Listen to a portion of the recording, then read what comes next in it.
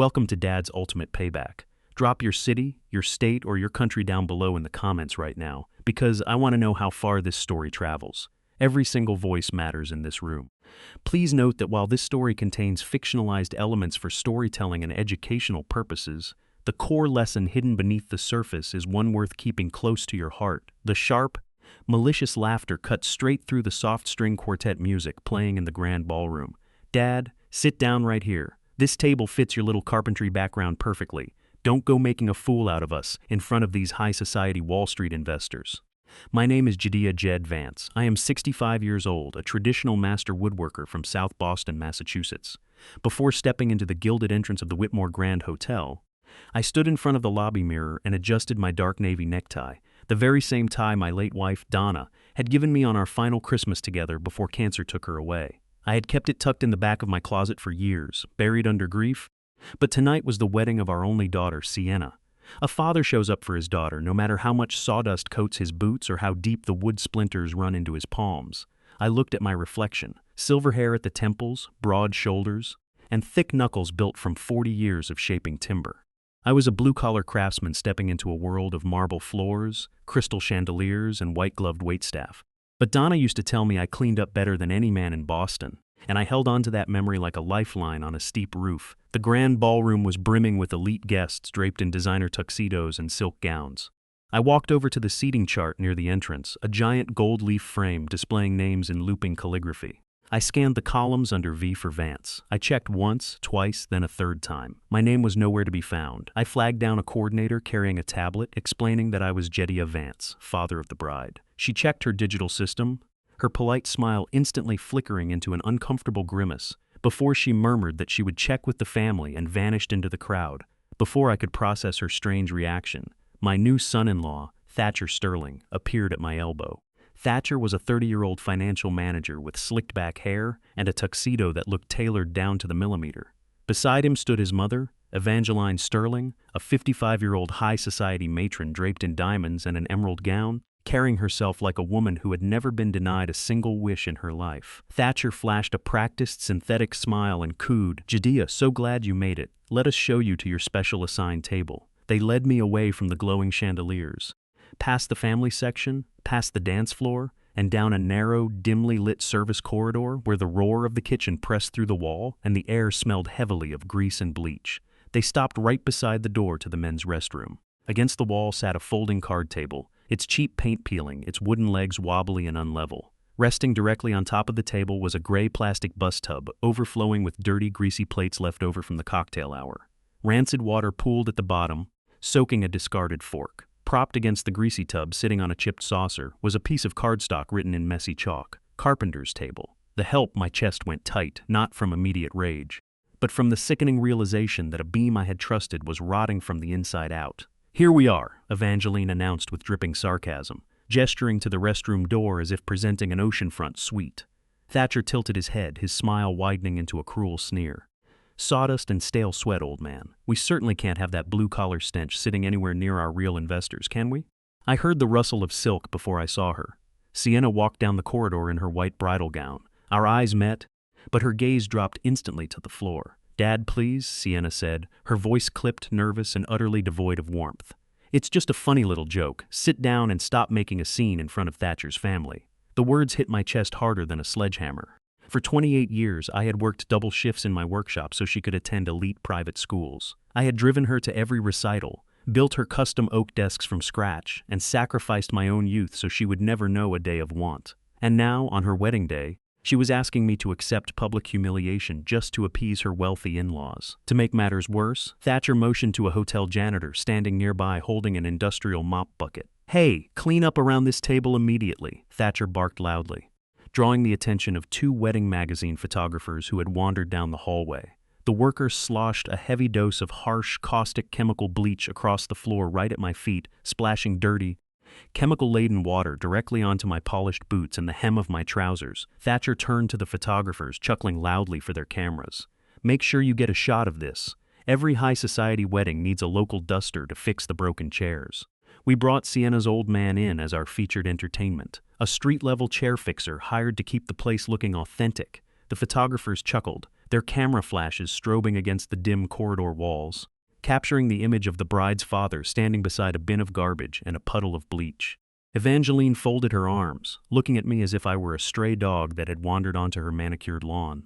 If you are watching this story and feeling the burning outrage of a father who gave everything only to be treated like garbage, comment your city, your state, or your country right now down below. Let us see where the true working-class spirit stands strong. My instinct screamed at me to grab my coat, march out those glass doors, and never look back. Every fiber of my pride urged me to leave these cruel, hollow people to their shallow world. But 40 years of working with wood had taught me one fundamental truth above all else. You never walk away from a structure until you understand exactly how the rot set in. I was not going to run away in shame. I calmly reached out, pulled back the wobbly folding chair, and checked its cracked frame with my thumb. I sat down straight-backed, placing my hands flat on the peeling table surface. Thatcher let out a dismissive laugh, muttered something to Sienna, and led her back toward the glittering lights of the main ballroom, leaving me alone in the dim hallway next to the men's room door.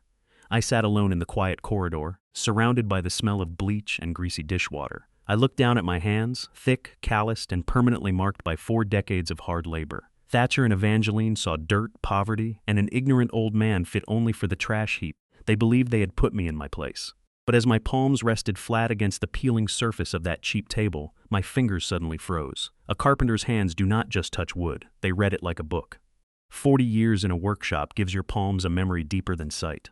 The grain beneath my hands felt strangely familiar, the precise weight of the white oak, the distinct quarter-sawn metallery ray pattern hiding beneath that rushed coat of cheap paint, and the exact hand-planed curve at the edge that no factory machine could ever replicate.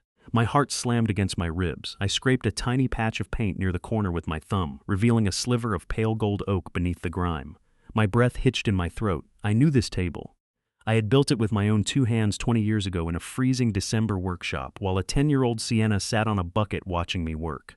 It was the very table she had sold off, the piece she had cast away. And hidden right beneath the underframe was a secret spring latch I had carved myself, a hidden compartment that held a truth Thatcher and Evangeline Sterling never saw coming. Stand tall, keep your spirit unbreakable, and always remember, real strength doesn't need a seat at the main table to tear a house of lies down to the ground. I sat perfectly still in the wobbly wicker chair, the harsh fumes of floor bleach stinging my nostrils while the dull clatter of greasy silverware echoed from the plastic bin beside me.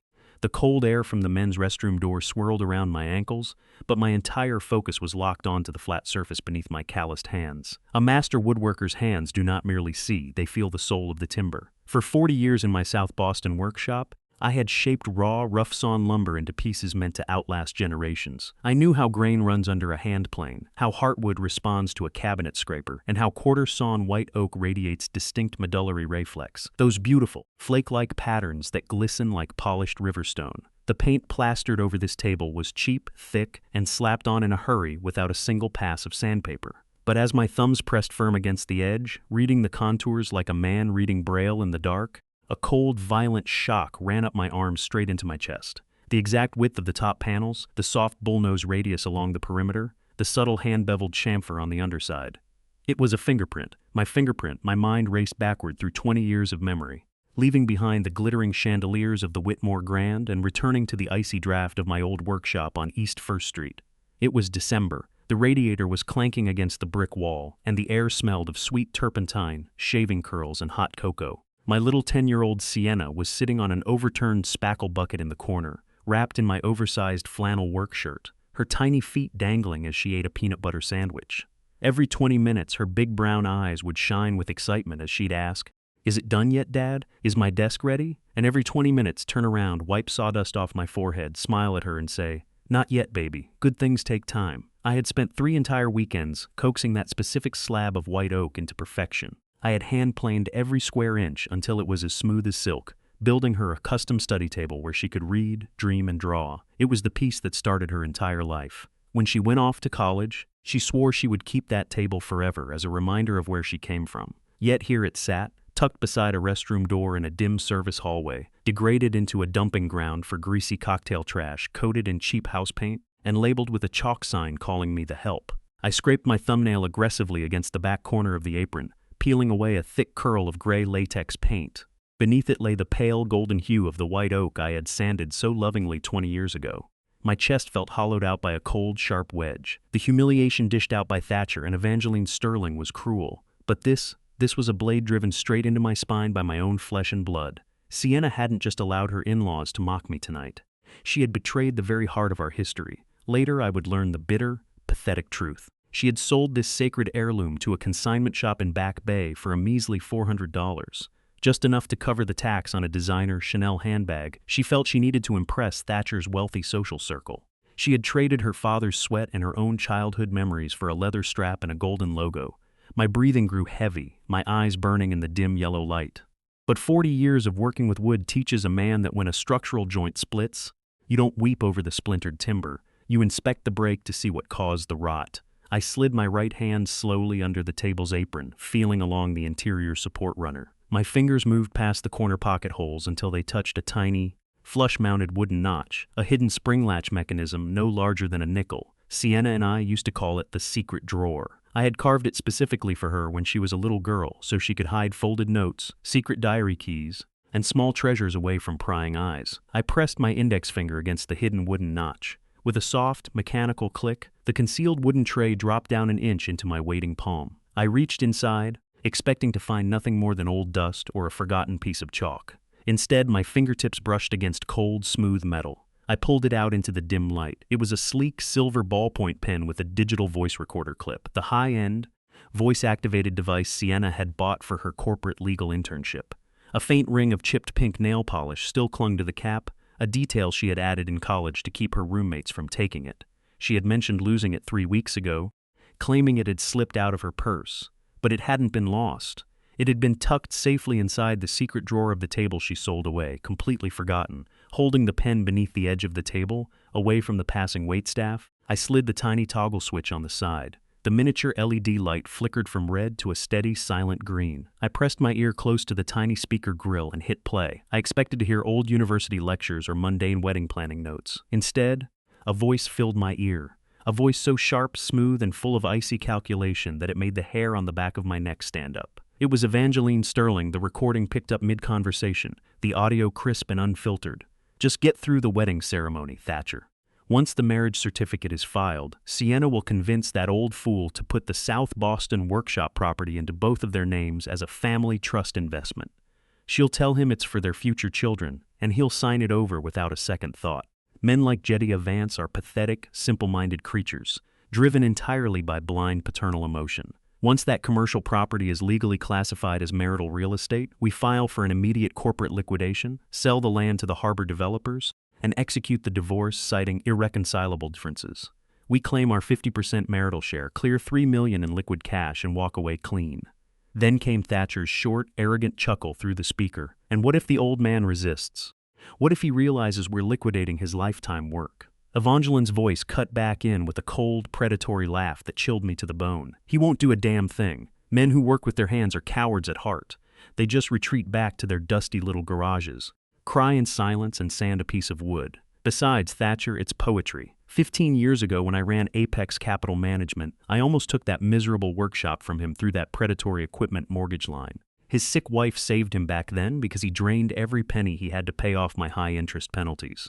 Now, 15 years later, his own naive daughter is handing me the keys on a silver platter. I told you years ago, the Vance family exists to serve our balance sheet. The recording clicked off into silence. The dim corridor seemed to tilt on its axis. The grease-covered dish tub, the chemical smell of bleach, the wobbly folding table. Everything faded into a blinding, white-hot flash of absolute clarity.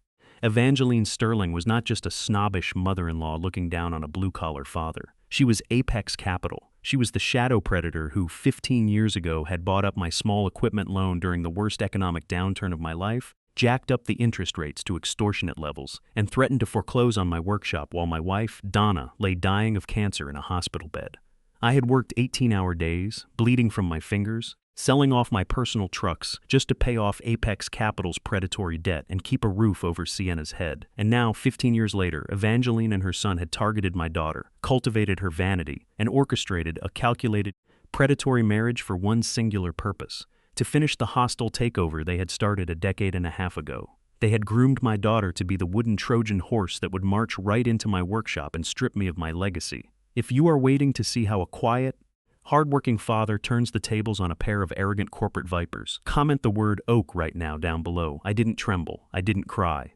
The burning grief that had weighed down my chest for the last hour evaporated, replaced by a cold, unyielding armor of hardened steel. I slipped the silver recording pen securely into the inside breast pocket of my navy suit jacket, resting it right next to Donna's necktie, directly over my heart. I looked down at the hand-planed white oak table, brushing my fingers across the exposed golden wood. They thought I was a broken old man sitting in the dark corner where they had placed me. They thought 40 years of hard labor had made me soft, weak, and easily manipulated. They had no idea that the timber they were trying to crush was not rotten pine. It was solid, quarter-sawn American white oak. And the storm they thought they had created was about to tear their entire house of lies right off its foundation. I stood up from the wobbly wicker chair, tucked the silver recording pen deep into my inside jacket pocket, and walked through the heavy service door into the cold, rain-slicked alleyway behind the Whitmore Grand. Rain was hammering down against the brick walls, whipping through the narrow corridor that separated the luxury hotel's kitchen loading docks from the dark alley. I knew Sienna would follow me. She had always used the rear exit when she felt overwhelmed. A few moments later, the heavy metal door clicked open, and the white silk of her bridal gown swept onto the damp concrete.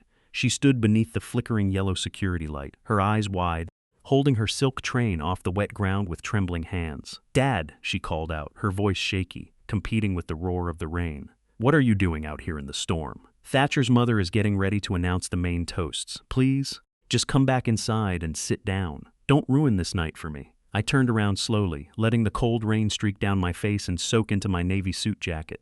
I pulled the silver recording pen out of my pocket, holding it under the glare of the alley light. The faint ring of chipped pink nail polish on the cap caught her eyes instantly. Sienna froze. The color drained from her face so fast it looked as if the rain had washed it right off her skin. Her hands loosened, letting her white silk gown drop onto the wet pavement. "I found it inside the secret drawer, Sienna," I said, my voice steady, cutting through the drumming rain like an iron rod. "The secret latch on the white oak table I built for you when you were 10 years old. The table you sold off to a Back Bay consignment shop for a $400 handbag. Dad, she stammered, stepping backward until her shoulder pressed against the damp brick wall. I pressed play, I continued, stepping closer so every word hit her with absolute clarity. "I heard Evangeline Sterling explaining to Thatcher how you were going to trick me into putting my South Boston workshop into a joint marital trust. I heard them outline how they were going to liquidate my life's work, file for divorce, and take half of everything I spent 40 years building with these calloused hands. Tell me, Sienna, did you know about this?" Sienna squeezed her eyes shut, hot tears spilling down her cheeks mixing with the rain. Her lower lip trembled violently, but she didn't deny it. When she opened her eyes, there was no innocence left, only the raw, desperate panic of someone caught in a web of her own making.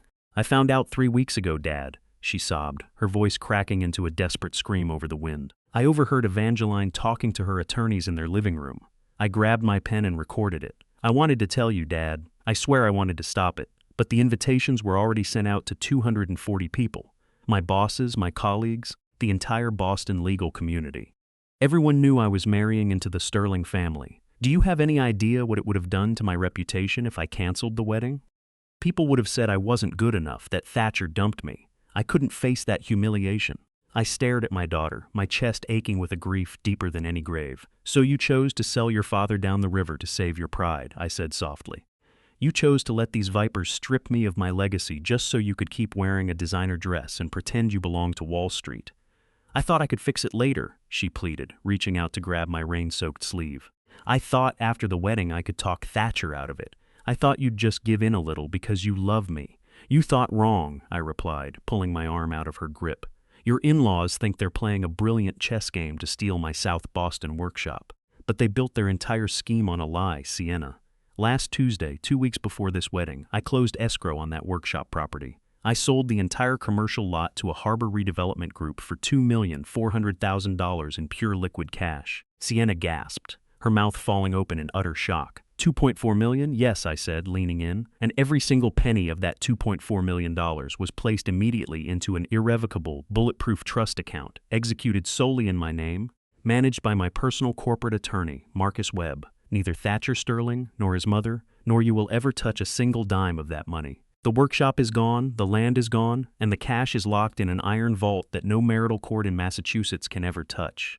Sienna stumbled back, staring at me as if she were looking at a complete stranger.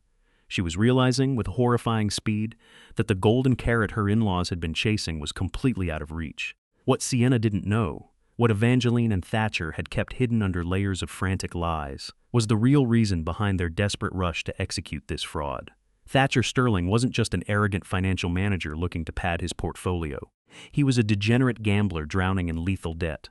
Over the last 18 months, Thatcher had racked up a staggering debt with a notorious South Boston loan shark syndicate linked to organized crime. He had lost millions on illegal offshore sports betting and high-stakes poker games, using forged firm assets as collateral. Just 48 hours ago, two heavy-set enforcers from the syndicate had dragged Thatcher into a dark alley behind an underground parlor, delivering a brutal, non-negotiable ultimatum. If Thatcher did not deliver $2.4 million in cleared, liquid funds by midnight on his wedding night, they wouldn't wait for a court order. They would take his right hand with a meat cleaver, destroy his firm, and bury him 6 feet deep in the marshes of Quincy. Thatcher had promised the syndicate bosses that his new father-in-law's commercial property would be transferred directly into his hands on the night of the wedding.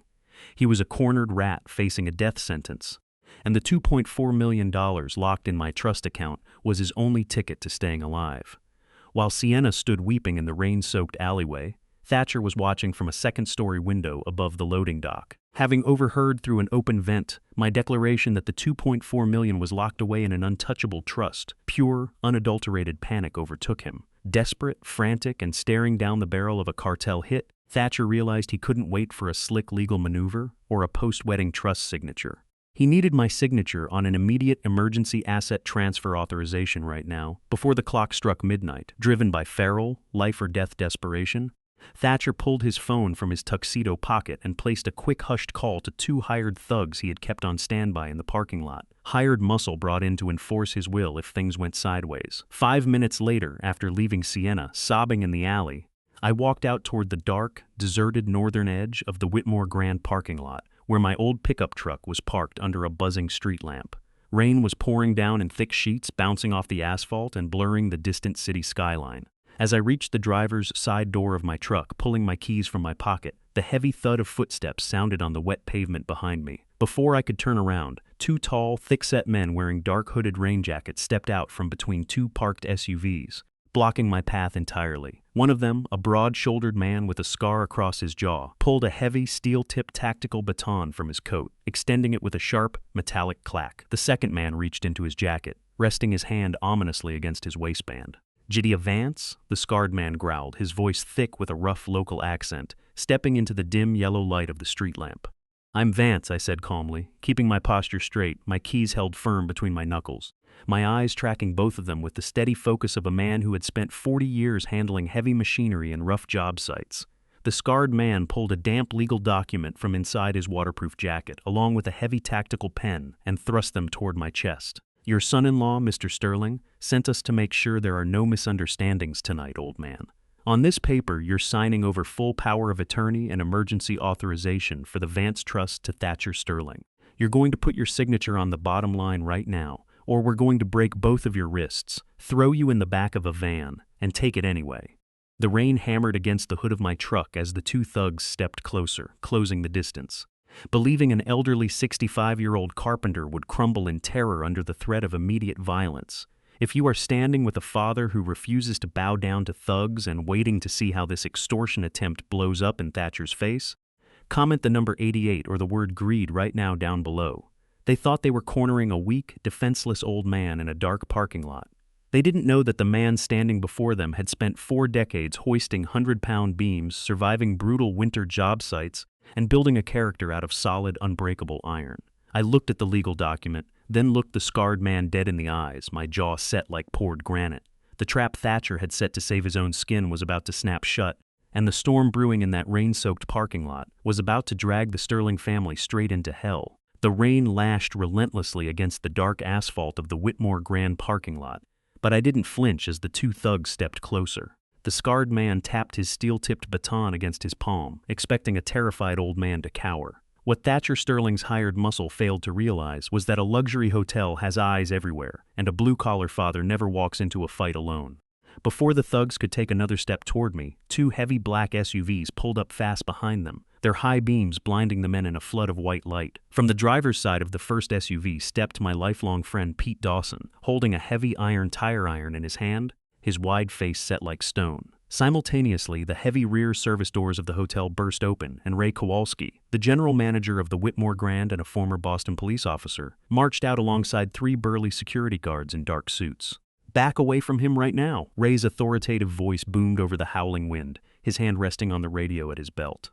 This entire parking area is covered by 4K high-definition security cameras directly linked to the Boston Police Department dispatch. Touch Jed Vance, and every single one of you goes to federal prison for extortion before midnight. The scarred thug looked from Ray's security team to Pete's iron bar, then up at the glowing camera lenses mounted under the roof overhang.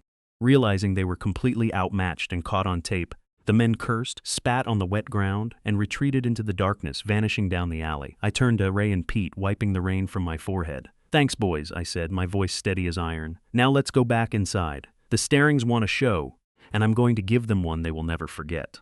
I walked back into the warm, glowing sanctuary of the main ballroom, my spine straight, my navy suit slightly damp from the storm, and my boots leaving firm, deliberate footprints on the pristine marble floor. Pete walked right beside me, while Ray subtly signaled his staff from the edge of the room. The grand hall was buzzing with soft-string music and polite laughter.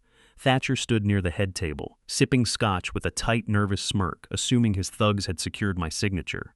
Evangeline was holding court near the massive gift table, surrounded by wealthy associates, holding a glass of expensive champagne. I didn't sneak back to my table near the restroom. Instead, I marched straight toward the main gift display in the center of the room. On top of a velvet-covered table sat my wedding present for Sienna, a simple, rugged crate made of reclaimed pine, sealed shut with wood glue and packed heavy with fresh sawdust. It stood among silver-wrapped boxes and silk ribbons like a piece of honest work dropped into a room of cheap glass. Evangeline spotted me and let out a sharp, mocking laugh that drew the entire room's attention. "Oh, look, everyone. Jedia has finally decided to join us from the service hallway," she announced, her voice dripping with venomous sarcasm. "He brought us a box. I do hope our resident carpenter didn't waste his precious time making us a wooden spoon." The high society guests chuckled politely. Thatcher stepped up beside his mother, his eyes widening in subtle horror as he realized I was completely unharmed, my hands free, and his extortion scheme had utterly failed. "Go ahead, Evangeline," I said loudly, my voice carrying over the string quartet, freezing the room into silence. "Open it. It's the only real gift on that table." Flustered by my calm authority, Evangeline picked up a silver letter opener, prying open the wooden lid of the crate with dramatic disgust. She reached inside, pulling out handfuls of fresh pine sawdust, throwing it onto the floor. "It's sawdust. The man brought a box of dirt to his own daughter's wedding," she shrieked, looking around for applause. But as she dug deeper, her manicured fingers hit a thick, heavy manila envelope buried at the bottom. The crowd fell dead silent. Evangeline pulled the envelope out, expecting to find a desperate plea or a small check. But as she unsealed it and pulled out the top document, the color drained from her face in real time. It was the official bank draft and certified trust deed proving that the South Boston workshop had been sold for $2.4 million in cash, and every single cent was locked in an untouchable trust account under my name alone. Beneath it was the notice that not a single dime would ever pass to Thatcher Sterling, before Evangeline could utter a word of damage control. A sudden, violent thud echoed through the ballroom. The grand double-oak doors of the main entrance were pushed wide open, slamming against the marble walls. A freezing gust of wind and autumn rain swept into the warm ballroom, instantly snuffing out the cozy atmosphere. Standing directly in the doorway, soaked from the storm, was a young woman. She was 26 years old, pale and thin, wearing a faded rain jacket. Clutched tightly against her chest was an 8-month-old baby boy wrapped in a yellow blanket, his wide brown eyes blinking against the blinding crystal chandeliers. The entire ballroom froze. The string quartet stopped playing mid-note. 200 high society guests turned in absolute shock to stare at the intruder standing in the grand entrance of Boston's most elite venue. "My name is Callie Nash," the girl's voice rang out, sharp, raw, and trembling with a mixture of terror and unyielding courage. It echoed off the high gilded ceilings, cutting through the silence like a razor blade. "And I drove 2 hours through a rainstorm because Thatcher Sterling blocked my phone number when I asked for help." Thatcher's champagne glass slipped from his numb fingers, crashing onto the marble floor and shattering into 100 pieces. His face turned the color of old ash. His knees visibly shaking, Callie stepped forward onto the polished floor, her worn boots leaving wet marks, her eyes locked onto Thatcher like a missile. He owes 3 months of back child support. $1,800, she shouted, pulling a thick stack of certified court papers from inside her jacket. And this baby is his son. I have the official court-ordered DNA paternity test results right here from the Massachusetts Probate and Family Court. 99.9% match. She held the certified court seal high into the air for the entire room, the press photographers, and the horrified in-laws to see. He abandoned his own child, blocked my calls, and lied to everyone in this room so he could marry into money. The room detonated into absolute chaos. Gasps of horror erupted from the pews, cameras began flashing rapidly. And Sienna stood frozen beside the wedding cake, her face pale as a ghost, staring at her new husband as his fake, gilded world crumbled into dust. The main ballroom of the Whitmore Grand erupted into absolute, deafening pandemonium. 200 high society guests jumped to their feet, their panicked chatter and gasps bouncing off the gilded ceilings as press cameras flashed continuously. Thatcher Sterling stood paralyzed beside the head table, his face a ghostly shade of gray, his sweat-slicked forehead reflecting the glare of the chandeliers. Beside him, Evangeline Sterling went feral with desperate rage. Seeing her family's pristine reputation crumbling in real time, she whipped out her gold-plated smartphone, aimed it directly at me, and began filming a frantic, manic video. "Look at this bitter, jealous old man." Evangeline shrieked into her screen, her voice sharp enough to cut glass as she broadcast live to her thousands of high society followers. Jed Vance couldn't bear to see his daughter marry into elite society. He hired a fake actor, paid off a woman with a random baby, and staged this entire sick scene to destroy my son's wedding. Share this live stream right now to expose this unhinged blue-collar lunatic. Her manipulative performance was convincing enough that several wealthy guests began nodding, murmuring among themselves, and glaring at me with growing suspicion. But before Evangeline's viral lie could gain an ounce of traction, Ray Kowalski stepped into the absolute center of the ballroom. Ray, holding a heavy master tablet linked to the hotel's commercial audiovisual system, raised his hand with the quiet, terrifying authority of a 30-year veteran officer. With a swift swipe on his screen, the soft ambient string music cut off completely. The massive, 30-foot projector screens mounted on either side of the stage, normally reserved for romantic photo slideshows of the bride and groom, flickered, went black, and then illuminated the room in a blinding surge of high-definition video. "Ladies and gentlemen, please direct your attention to the main screens." Ray's deep, ironclad voice echoed through the house speakers, cutting through the chaos like a gavel strike. As general manager of the Whitmore Grand, I refuse to allow our venue to be weaponized for corporate fraud and public character assassination. What you are about to see is the absolute unedited truth. The grand ballroom fell into a suffocating dead silence as the first wave of the 5-layered trap snapped shut layer 1. The projector screens flashed a timestamp of 7:14 p.m. from the hotel's high-definition security system. Clear, crisp audio echoed through the room. On screen, Evangeline Sterling was shown standing in the dim service corridor 2 hours before the reception, towering over a young, 22-year-old female junior staff member. Evangeline was seen violently jabbing her manicured finger at the wobbly white oak table, barking, "Put the greasy cocktail dish tub right on top of it. The dirty one, right carpenter's table.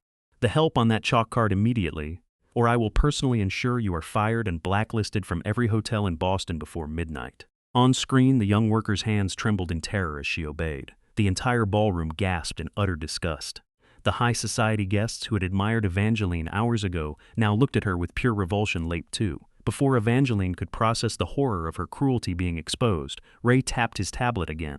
The audio output switched directly to the silver recording pen I had retrieved from the secret drawer of that very table. Thatcher Sterling's distinct, arrogant voice filled the sanctuary, amplified to a deafening volume. "Look, Callie, I know the baby is mine, okay?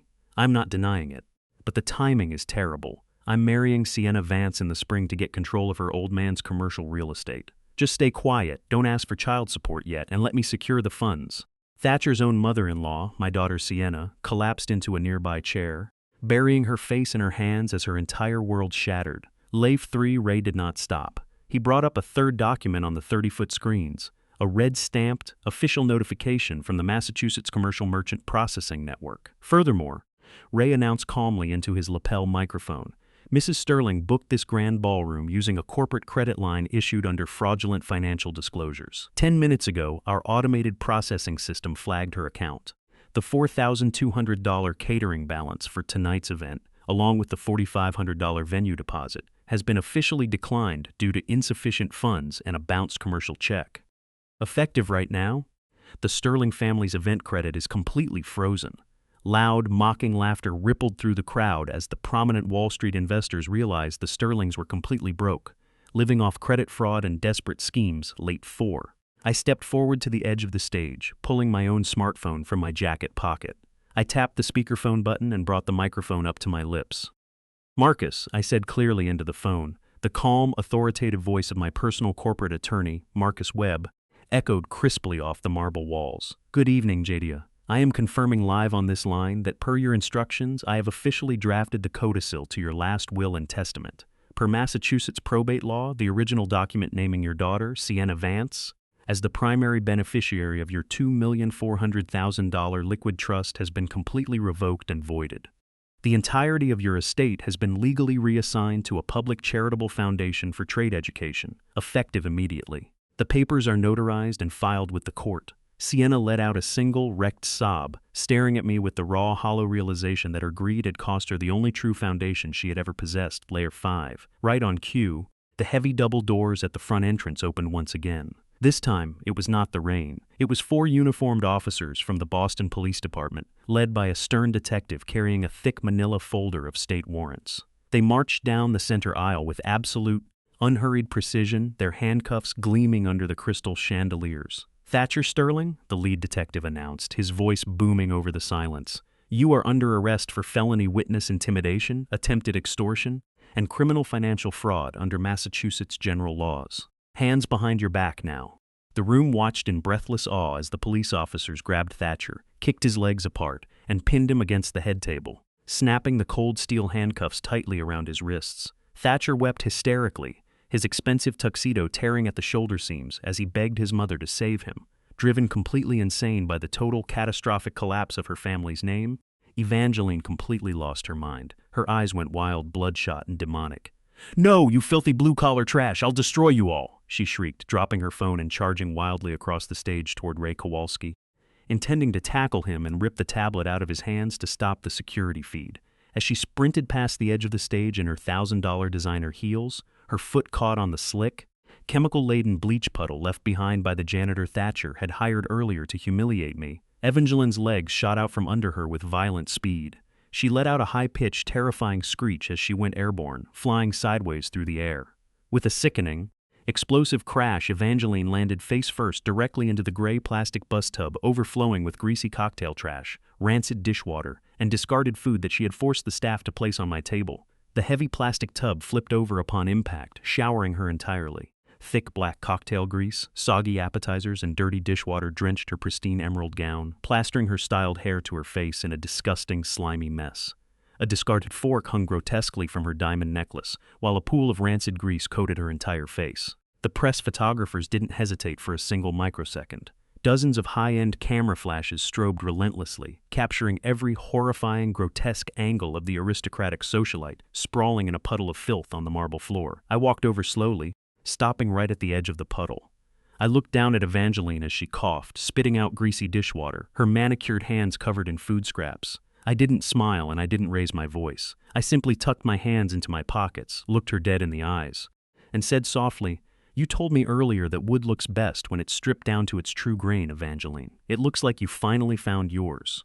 The dark rain clouds over Boston gradually cleared as midnight approached, leaving the pavement outside the Whitmore Grand wet and glistening under the cold street lamps. Thatcher Sterling was escorted out in handcuffs, his expensive tuxedo ruined, and his head bowed in absolute disgrace, facing federal wire fraud charges, witness intimidation, and immediate enforcement of court-ordered child support for little Leo. His mother, Evangeline, covered in greasy dishwater and ruined appetizers, was left sobbing on the marble steps as news cameras captured her complete downfall. Within weeks, the exposure of her fraudulent corporate credit lines triggered a domino effect of audits that completely bankrupted her private fund.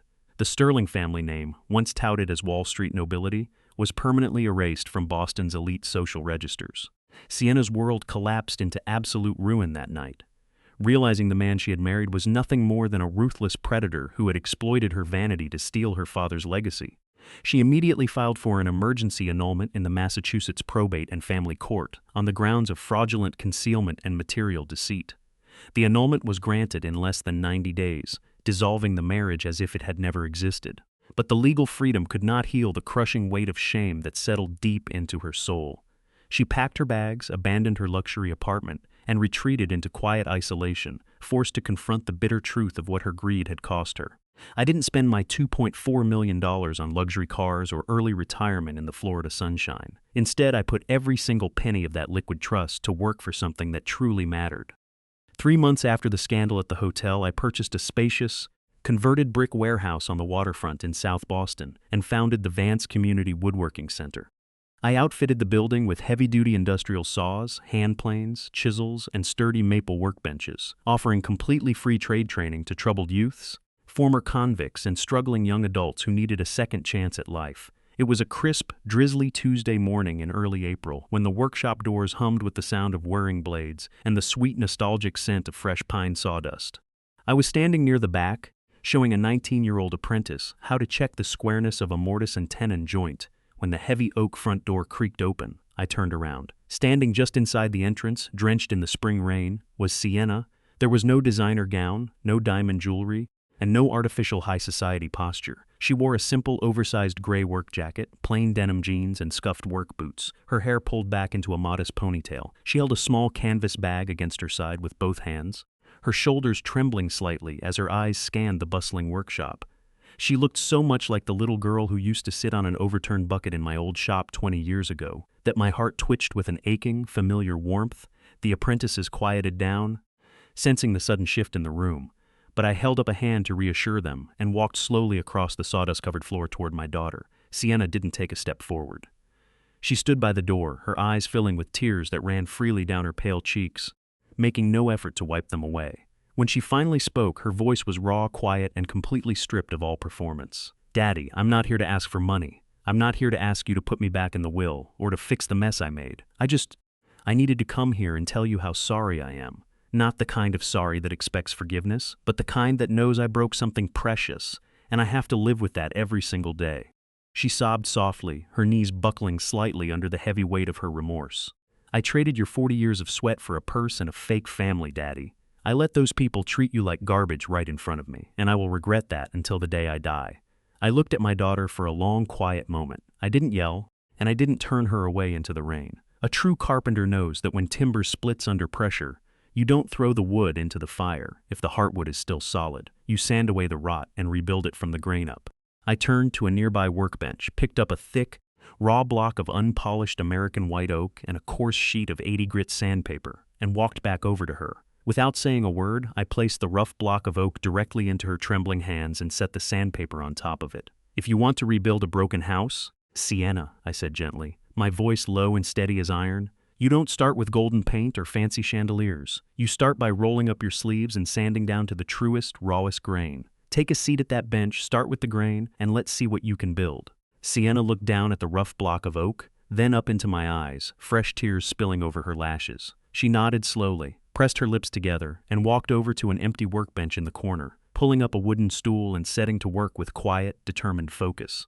Positioned directly at the very center of the new Vance Community Woodworking Center, surrounded by dozens of young apprentices learning the noble trade of woodworking, sat the famous old white oak table. General Manager Ray Kowalski had personally delivered it to my new warehouse a week after the incident at the hotel. He had cleared off the grease, washed away the cheap latex paint, and presented it to me as a gift of deep respect. I had meticulously restored its golden surface, hand-planing the grain until it gleamed with a warm, natural luster under the bright overhead lights. I didn't place it in the center of my workshop as a bitter trophy of revenge, nor as a painful memory of the night I was forced to sit beside a restroom door. I placed it there as a permanent, living monument for every young student who walked through my doors. Mounted squarely in the center of the table was a polished brass plaque engraved with the core philosophy that had carried me through 40 years of trial, heartbreak, and triumph. It read, "No honest work is ever beneath a man's dignity, and no amount of stolen wealth can ever polish a hollow soul. Stand firm, live with truth, and be like the white oak, strong, unyielding, and impossible to bend before the storm." That is the ultimate truth of a father's payback. True family justice doesn't come from wild rage, petty violence, or destroying your enemies out of spite. It comes from an immovable refusal to let anyone define your worth, the courage to protect the people you love, and the quiet dignity of standing tall when the world expects you to bow down. Never let anyone treat your hard work as cheap clutter. Never trade your honor for a seat at a fake table. And always remember, when you build your life on a foundation of truth and honest labor, No storm on earth will ever tear your legacy down.